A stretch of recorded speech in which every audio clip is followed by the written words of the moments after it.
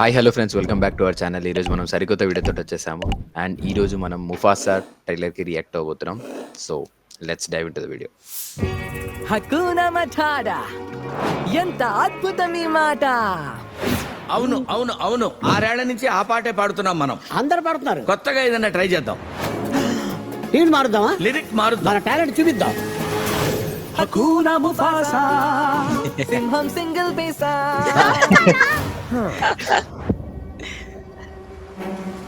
కియారా, నీకో కథ చెప్తా. మనందరి తలరాతలో శాశ్వతంగా మార్చిన బ్రహ్మాండమైన కథ. ఏయ్, నా పేరు టాకా. నీ పేరేంటి? ముఫాసా. నేను కోరుకున్న సోదరుణ్ణే. బయట వాడెప్పుడు పగవాడే, దూరం పెట్టాలి. టాకానే మన కాబోయే రాజు. నేను అనామకుణ్ణి కాను, దారి తప్పాను అంతే. భూమి ఆకాశం కలిసే చోటని జీవన చక్రంలో మీ స్థానాన్ని తెలుసుకోండి. 2 సింహాలతో సైన్యం అవ్వదు. మనకు సాయం చేయడానికి చాలా మంది ఉన్నారు. రఫీకి నీకు దారి చూపిస్తాడు. నేను వచ్చేసా. తను జాజు, తనని తినొద్దు. సరిపోయింది, తినడానికి వీల్లేని ఇంకో తెంగరోడు తోడేను మనకి. వెలుగుపడి చోటంతా ఇక నా రాజ్యమే. వాళ్ళు వచ్చేస్తున్నారు. ఎగరకుండా పరిగెడుతున్నానేంటి? ఆమెంది నాకు. మనం ఒక్కటిగా పోరాడాలి.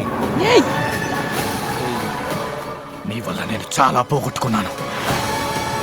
ముఫాసా, ఇది నీ సమయం.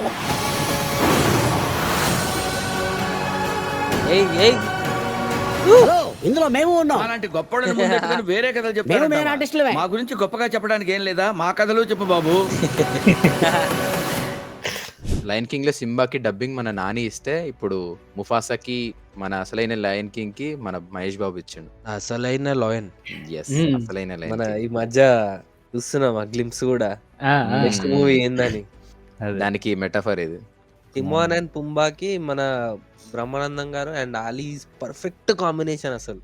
Yes, అండ్ అది మనం లయన్ కింగ్ లో కూడా చూసినాం. అవును, ఈ actually. Combination yes. ఆల్రెడీ దానిలో చూసినాం, అది సూపర్ హిట్ అయింది. సో దీనిలో కూడా డెఫినెట్ గా హిట్ అవుతుంది. అండ్ డైలెక్ట్ ఉంది కదా, ఈ హాలీవుడ్ డబ్బింగ్ లన్నీ ఎట్లుంటాయి, మరీ కామెడీ చేసి వాడేస్తారు. అవును, మంచి రాసిరు డైలాగ్స్.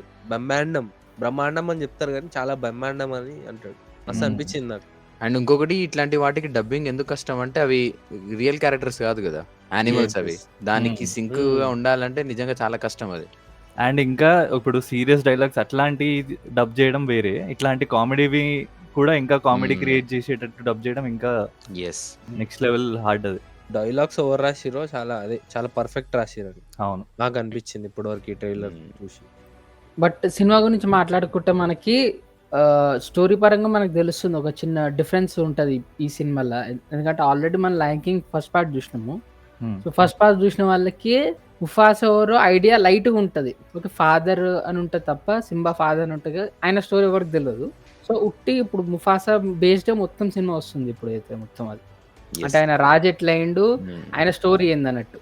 ఐ థింక్ ఈ మూవీలో ఇంకా డీపర్ క్యారెక్టర్ డెవలప్మెంట్, ఒక స్ట్రాంగ్ స్టోరీ, ఒక మెచ్యూర్ థీమ్, క్యారెక్టర్ ఆర్క్ చాలా బాగుంటుందని నేను ఎక్స్పెక్ట్ చేస్తున్నాను. మెయిన్ గా ఇంకొకటి, లయన్ కింగ్ లో మనకి ముఫాసాది ఇంకా స్కార్ది రిలేషన్ అంత ఎక్కువ చూపియరు. బట్ ఆ రిలేషన్ ఎందుకు అట్లా అయ్యింది, దాని బ్యాక్ స్టోరీ ఏంది అన్నది ఈ మూవీలో మనం చూడబోతున్నాం. అదే ఆ కాంప్లెక్స్ ప్లాట్ ఇంకా అరే క్యారెక్టర్ డెవలప్మెంట్ చూడాలి ఎట్లుంటుంది. ఇది యాక్చువల్ గా సీక్వెల్, కానీ చూసుకుంటే ప్రీక్వెల్. ఇంకోటి, స్కార్ ఎందుకంత రూత్లెస్ ఇంకా విలన్ అయిందో తెలుస్తుంది. ఎస్, ఈ ట్రైలర్ చూస్తుంటే నాకు అర్థమైంది ఏంటంటే villains are not born, they are made అన్నట్టు అనిపిస్తుంది. ఆ కొటేషన్ గుర్తుకొచ్చింది మాకు.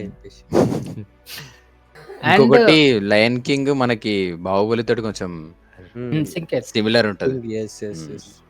కానీ ఇప్పుడు అన్నట్టే అక్షయ్ అన్నట్టే villains are not born, they are made అన్నట్టు సేమ్ మనకి ఇంకో సినిమాటిక్ యూనివర్స్ ఉంటాయి. ట్రాన్స్ఫార్మర్స్ ఏదైతుందో మొన్ననే దాని ట్రాన్స్ఫార్మర్స్ 1 అని రిలీజ్ అయింది, ప్రీక్వల్ అన్నిటికీ స్టోరీ స్టార్టింగ్ అయింది. దానిలో కూడా ఏంటంటే ఆప్టిమస్ ఇంకా మెగాట్రాన్ ఇద్దరు దోస్తులే ఉంటారు, బట్ మెల్ల క్లాష్ వల్ల ఇక విడిపోతారు అనమాట. యాక్చువల్లీ ఈ కాన్సెప్ట్ మీద ఉన్నాయి మూవీస్ ఇంకా బానే. మన సలార్ కూడా నెక్స్ట్ పార్ట్ ఏంది అనేది అదే ఉంటది. ఇద్దరు ప్రాణ స్నేహితులు బద్ధ శత్రువుల్లా ఎలా మారారు, కాన్సార్ ని ఎలా మార్చారు తెలుసుకోండి సలార్. మోస్ట్లీ ఇట్లాంటి స్టోరీస్ చాలా ఇంట్రెస్టింగ్ ఉంటాయి అసలు. టెక్నికల్ పరంగా వస్తే ఒక్కటి ఫస్ట్ పాయింట్ అవుట్ చేయాలనుకుంది, ఇది లైవ్ యాక్షన్ కాదు, మొత్తం సీజీ ఓరియంటెడ్. యెస్. చాలా మంది దీన్ని లైవ్ యాక్షన్ అనుకుంటారు. బట్ ఇందులో లైవ్ యాక్షన్ ఫుటేజ్ ఏది యూజ్ చేయలేదు. It's complete CG movie. ఎందుకంటే లైవ్ యాక్షన్ అనేది ఎప్పుడైతే మనం రియల్ లైఫ్‌లో ఏదైనా షూట్ చేసి ఆ ఫుటేజ్‌ని మనం సీజీ వరల్డ్‌లో ఎప్పుడైతే ఇంటిగ్రేట్ చేస్తామో దాన్ని లైవ్ యాక్షన్ అంటాం. కాకపోతే ఇందులో రియల్ లైఫ్ నుండి ఫుటేజ్ గాని ఏది తీసుకొని ఇందులో ఇంటిగ్రేట్ చేయలేదు. సో ఇది కంప్లీట్ 100% సీజీ. సో దీన్ని సీజీ ఫిల్మ్ అనే అంటారు. సీజీ అంటే కంప్యూటర్ జనరేటెడ్, మొత్తం కంప్యూటర్‌లో జనరేట్ చేశారు. దానికో బెస్ట్ ఎగ్జాంపుల్ ఇవ్వాలంటే 'jungle book' movie. So Mowgli character ఏదైతే ఉందేమో అది లైవ్ యాక్షన్. అది షూట్ చేసి దాన్ని సీజీ వరల్డ్‌లో మ్యాచ్ చేసి ఇంటిగ్రేట్ చేశారు. అదే ఈ మూవీలో అసలు లైవ్ యాక్షన్ చేయడానికి అసలు ఏం లేదు. చెప్పాలంటే మొత్తం సీజీ. క్యారెక్టర్స్ ఇవన్నీ సీజీలో జనరేట్ చేసినాయి. ఆ వరల్డ్ గానీ ప్రతి ఒక్కటి. సో ఇది స్టోరీ పరంగా వస్తే ఇది ఆల్రెడీ 1998లోనే 'లాయన్ కింగ్ 2' మూవీ రిలీజ్ అయింది. సో స్టోరీ పరంగా చూసిన వాళ్ళందరికీ ఐడియా ఉంటుంది. కాకపోతే అప్పటికిప్పుడు డిఫరెన్స్ ఏంటంటే అప్పుడు మొత్తం తెలుసు కదా, అసలు ఈ సీజీ ఇదేం లేకుండే. మొత్తం హ్యాండ్ డ్రాయింగ్ చేసి ఆ మూమెంట్స్ క్రియేట్ చేసేది. కాకపోతే అప్పటికి ఇప్పటికి డిఫరెన్స్ ఏంటంటే అప్పుడు కొంచెం కార్టూన్ ఫీల్ ఉండే డ్రాయింగ్ కాబట్టి. సో ప్రతి ఒక్కరు కార్టూన్ కి కనెక్ట్ అవ్వలేరు. ఇప్పుడు నేనైతే, కానీ ప్రణీత్ ఇట్లాంటి వాళ్ళు అవ్వరు, రెడ్డి వీళ్ళంతా. సో ఇప్పుడు దీనిలో డిఫరెన్స్ ఏంటంటే ఇదంతా సీజీ జనరేటెడ్, తెలుసు కదా, ఇది ఆల్మోస్ట్ రియలిస్టిక్ లానే ఉంటుంది కాబట్టి వాటి ఎమోషన్స్ కి మనం చాలా బాగా కనెక్ట్ అవ్వచ్చు. వాళ్ళు కూడా చూసేది అదే. అప్పటికిప్పటి డిఫరెన్స్ ఏంటంటే అప్పటికన్నా ఇప్పుడు ఎక్కువ కనెక్ట్ అవుతారనే జనాలు, రిలేటబుల్ ఫీల్ అవుతారు, ఒక మంచి ఎక్స్పీరియన్స్ ఉంటుంది. అండ్ టెక్నికల్గా చెప్పాలంటే ఈ మూవీ వీళ్ళు షూటింగ్ అంటే ప్రీ ప్రొడక్షన్ స్టార్ట్ చేసింది 2019లో. ఎప్పుడు ఆ movie 'lion king' movie release అవ్వగానే అనౌన్స్ చేసారు ఈ మూవీ రిలీజ్ అవుతుంది అని చెప్పి. కాకపోతే 2024లో రిలీజ్ అవుతుంది. ఇది 5 years ఎందుకు తీసుకుందో మనందరికి తెలుసు, కానీ ఆడియన్స్ తెలియదు. ఇదే కాదు, ఏ డిజ్నీ మూవీ చేయాలన్నా ఈజీగా 3 to 5 years పడుతుంది. ఓకే, మనం వేరే డిజ్నీ మూవీస్లో వర్క్ చేసినాం కాబట్టి కొంచెం ఐడియా ఉంది. ఏంటంటే వాళ్ళు ప్రతి చిన్నది కూడా చాలా డీటెయిల్గా చూస్తారు. వాళ్ళు ఇచ్చిన రెఫరెన్స్ కి 100% మ్యాచ్ అవ్వాలనే చూస్తారు. వాళ్ళు దానికి ఎంత టైం అన్నా స్పెండ్ చేస్తారు, ఎంత బడ్జెట్ అన్నా స్పెండ్ చేస్తారు. అంటే మేము వర్క్ చేసిన కంపెనీ ఈ మూవీ మీద వర్క్ చేసిరు. సో మాకు తెలిసిన మంచి మంచి ఆర్టిస్ట్ చాలా మంది దీనిలో వర్క్ చేసిరు. అండ్ మేము దగ్గరుండి చూసినాం దీని వర్క్. సో మాకు తెలుసు అందులో ఎంత డిఫికల్టీ ఉంది, ఎన్ని ఛాలెంజెస్ ఉన్నాయో, వాళ్ళు ఎంత కష్టపడి చేసిరు అన్నది మేము దగ్గరుండి చూసినాం అనమాట. అవును, వాళ్ళు అంత డీటెయిల్డ్గా అంత డెడికేషన్ తోటి చేస్తున్నారు కాబట్టి వాళ్ళకి ఫస్ట్ పార్ట్ 'లయన్ కింగ్' కి ఆస్కర్ కూడా వచ్చింది. అండ్ ఇలాంటి యానిమల్స్ అనేది ఎట్లా డిజైన్ చేస్తారు, ఎలా యానిమేషన్ చేస్తారు అన్నది మేము కొంచెం డీటెయిల్గా మేము మా ఫ్యూచర్ ఆఫ్ టాలీవుడ్ విఎఫ్ఎక్స్ వీడియోలో ఎక్స్ప్లెయిన్ చేసినాం అనమాట. ఆ వీడియో మీకు కింద డిస్క్రిప్షన్లో ఉంటుంది, వెళ్ళి చెక్ చేయండి. సో ఈ పర్టికులర్ షార్ట్లో ఏంటంటే మనకి మొత్తం మౌంటైన్ టాప్లో స్నో తోటి కవర్ అయ్యి మొత్తం ఇట్లా ఎఫెక్ట్ ఏదైతుందో ఇది కరెక్ట్గా మొత్తం సీజీలో చేశారు. బట్ ఏంటంటే దీని రెఫరెన్స్ మాత్రం మన హిమాలయస్ మౌంటైన్స్ ఉంటాయి కదా, అక్కడ స్నో ఎలా పడుతుంది, రాక్ మధ్యలో స్నో ఎలా ఉంటుంది, ఫాగ్ ఎట్లా వస్తుంది అని డీటెయిల్ అనాలిసిస్ చేస్తారు. సో మన స్టోరీ పరంగా ఎంతవరకు డీటెయిల్ యాడ్ చేస్తాం, మనం ఎలా స్టేజ్ చేయాలి మన మౌంటైన్స్ ని అనేది లైవ్ లో రిఫరెన్స్ తీసుకొని దాన్ని బేస్ చేసుకొని ఇవన్నీ తీస్తారు అనమాట. అండ్ ఇక్కడ చూసుకుంటే మనకి కావాలని కొన్ని ఏంటంటే క్యారెక్టర్స్ పెద్దగా చేయాలి, కొంచెం జూమింగ్ చేసి చూపెట్టాలని చేయలేదు, ఎందుకంటే దాని యాక్చువల్ సైజ్ ఎంత ఉంటే అంతే చూపించారు. యాక్చువల్లీ చాలా మంది ఏం చేస్తారంటే మూవీ లిబర్టీ తీసుకొని క్యారెక్టర్స్ కూడా కనిపించాలని చెప్పి క్యారెక్టర్స్ని పెద్ద చేయడం కానీ లేకపోతే ఎన్వైరన్మెంట్ చిన్న చేయడం కానీ చేస్తుంటారు.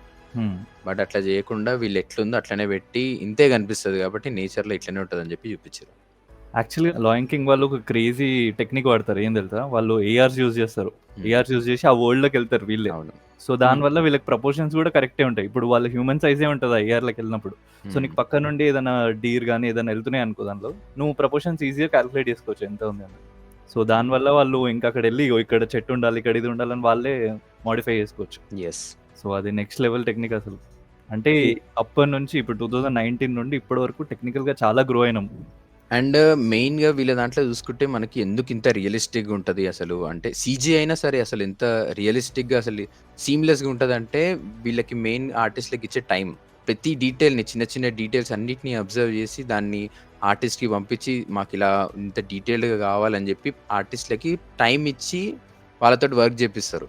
సో దానివల్ల మనకి ఇంత రియలిస్టిక్గా వస్తుంది. మెయిన్ అంటే టైం అండ్ చెప్పాలంటే ప్రొడక్షన్ పైప్ లైన్ కూడా వాళ్ళది ఆల్రెడీ ఒక ఫిక్స్డ్ పైప్ లైన్ ఉంటుంది, pre production, production, post production అని. సో ప్రీ ప్రొడక్షన్లో వాళ్ళు ఏం చేస్తారంటే ఆల్రెడీ ఇట్లా ఇప్పుడు ఫారెస్ట్ కావాలనుకో, వాళ్ళు మల్టిపుల్ ఫారెస్ట్కి వెళ్ళి రీసెర్చ్ చేస్తారు అక్కడ, అంటే న్యాచురల్ కనిపించడానికి అని చెప్పి. ఇప్పుడు నువ్వు నార్మల్గా ఊహించుకుంటే వేరే ఉంటుంది, ఫ్యాంటసీ కైండ్ ఆఫ్ వస్తుంది. ఆడు ఉన్నట్టు రీక్రియేట్ చేయాలంటే మనం ఆడు వెళ్ళి విట్నెస్ చేయాల్సిందే. అవును. సో వాళ్ళు డిఫరెంట్ ప్లేస్కి వెళ్ళి ఆడ అన్ని ఫుటేజ్ తీసుకొని ఈ లైడార్ టెక్నిక్స్ ఇవన్నీ యూజ్ చేసి అన్ని స్కాన్ చేసి దాన్ని మళ్ళీ సీజీలో రీక్రియేట్ చేస్తారు. కాబట్టి మనకి మాక్సిమం అది ఎట్లా రియలిస్టికే వస్తుంది 90%. దాన్ని ఇంకా రియలిస్టిక్ అని ఇంకా ఇంప్రూవ్ చేసుకునే మనకి ఛాన్సెస్ ఉంటాయి సీజీలో అయితే. యానిమల్స్ కూడా అంతే, వాళ్ళు వెళ్ళి దాన్ని స్టడీ చేస్తారు మంచిగా, ఏదో ర్యాండమ్గా క్రియేట్ చేయరు వాటి మూమెంట్స్ అవన్నీ. దాన్ని ఒక 1 month 2 months దాంతో పాటు ఉండి దాన్ని స్టడీ చేసి దాని పరంగా యానిమేషన్ చేస్తారు. సో దీనికి చాలా టైం తీసుకుంటుంది. జస్ట్ దాన్ని స్టడీ చేయడానికి, ఇవన్నీ క్రియేట్ చేయడానికి వాళ్ళకి ఈజీగా 1-2 years పోతాయి. మనం ఏదైతే ఇప్పుడు అన్నట్టు రీక్రియేట్ చేసుడు అనుకుంటారు, రీక్రియేట్గా చేయొచ్చు కానీ బట్ ఇక్కడ ఒక ట్విస్ట్ ఉంటుంది.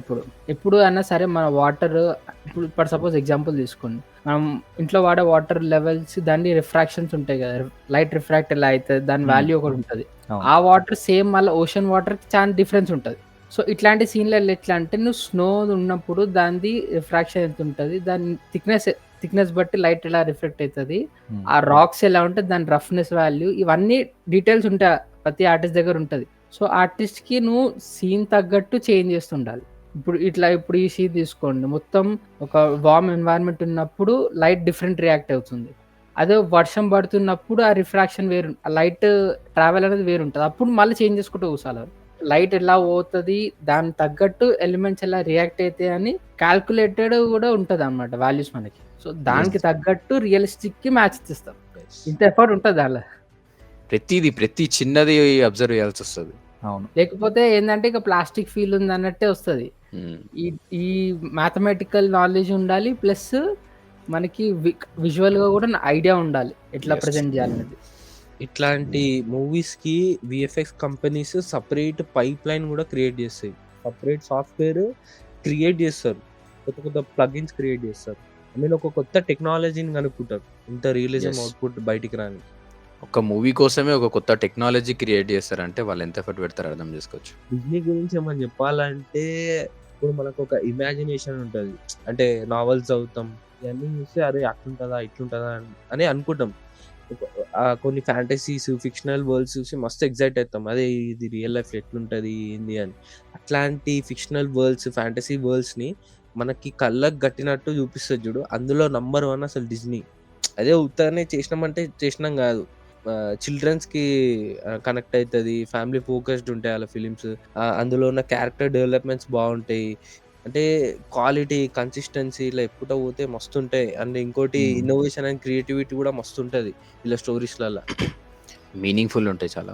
ఎంత పెద్దగా అయినా మన లోపల ఒక చైల్డ్ ఉంటాడు, ఆ చైల్డ్ ఒక నోస్టాలజియా మూమెంట్ అంటారు కదా, అట్లాంటివి తెప్పిస్తుంది మనకి డిజ్నీ వాళ్ళ ఫిలిమ్స్ కానీ వాళ్ళ ఏ ప్రాజెక్ట్ అయినా కూడా. ఎస్, అండ్ ఇంకోటి వీళ్ళు స్టోరీని కూడా ముందుకు తీసుకెళ్ళడానికి అప్పుడప్పుడు సాంగ్స్ యూజ్ చేస్తారు. ఆ సాంగ్స్ కూడా చాలా క్రియేటివ్గా ఉంటాయి. చాలా మందికి నచ్చగా స్కిప్ చేసేస్తారు అర్థం కాకుండా దేనికో అని చెప్పి, కానీ నువ్వు ఎగ్జాక్ట్ గా అబ్జర్వేషన్ అనుకో దానిలో ఆల్మోస్ట్ హాఫ్ స్టోరీ చెప్పేస్తాడు. ఇప్పుడు లయన్ కింగ్ లో కూడా సర్కిల్ ఆఫ్ లైఫ్ సాంగ్ ఉంటుంది ఫస్ట్ లో, హకునా మటాటా సాంగ్ ఉంటుంది, అన్ని క్రేజీ సాంగ్స్ అవి. ట్రైలర్ లో మహేష్ బాబు గారు డైలాగులు ఎక్కువ ఏం లేవు, బట్ మెయిన్ మన మూవీకి వచ్చేసరికి ఆ క్యారెక్టర్ ఇంపార్టెన్స్ ఎంత చాలా పెద్దది. సో ఎక్కువ డైలాగ్స్ ఉండొచ్చు, లేదా ఎక్కువ మీనింగ్ఫుల్ డైలాగ్స్ ఉంటాయి క్యారెక్టర్ బేస్డ్ మహేష్ బాబు గారు. అండ్ ఆయన డైలాగ్ డెలివరీ మనకు తెలిసిందే, ఏ క్యారెక్టర్ అయినా సరే అట్లా కామెడీ అంటే కామెడీ కరెక్ట్ టైమింగ్ ఉంటుంది, సీరియస్ అంటే సీరియస్ ఉంటుంది, ఎమోషన్ అంటే ఎమోషన్. బాబు గారు డైలాగ్ డెలివరీ మనకు తెలిసిందే, దీనిలో కూడా చింపేస్తాడు అంతే. ఖచ్చితంగా. యాక్చువల్ గా నేను ప్రతిసారి ఇట్లాంటి యానిమేటెడ్ మూవీస్ అన్ని ఇంగ్లీష్ లోనే వస్తా, కానీ ఈసారి మహేష్ బాబు వాయిస్ కోసం అన్న తెలుగులో చూడాలని ఉన్నాను. మొన్న మహేష్ బాబుది ఫోన్ పేకి ఇచ్చినట్టు వాయిస్ వినడానికన్నా వెళ్ళి పేమెంట్ చేస్తుండే అట్లా, ఇప్పుడు వాయిస్ వినడానికన్నా మూవీకి వెళ్ళాలి. యాక్చువల్ గా చెప్పాలంటే ఈ సూపర్ స్టార్ ఫ్యామిలీకి డిజ్నీ కొత్త ఏం కాదు, ఆల్రెడీ ఫ్రోజన్ కి సితారా ఇచ్చింది వాయిస్ ఓవర్. సో ఇది సెకండ్ టైం ఇది. సో ఇలాంటి మూవీస్ ని మనం ఖచ్చితంగా థియేటర్లో ఎక్స్పీరియన్స్ చేస్తేనే బాగుంటది. December 20కి మన బాబు వాయిస్ వినడానికి మేమైతే థియేటర్కి వెళ్ళిపోతున్నాం. సో మీరు కూడా వచ్చేయండి మన ముఫాసాని చూడడానికి. సో ఇది గైస్ మేము ముఫాసా ద లయన్ కింగ్ 2 మేము అబ్జర్వ్ చేసింది. సో మీకు ఎలా అనిపించిందో కింద కమెంట్స్ లో మెన్షన్ చేసి చెప్పండి. అండ్ ఈ వీడియోని లైక్ చేయండి, షేర్ చేయండి, మన ఛానల్ సబ్స్క్రైబ్ చేయడం మర్చిపోకండి. See you, bye bye. చిట్టా చిట్టా చిట్టా చిట్టా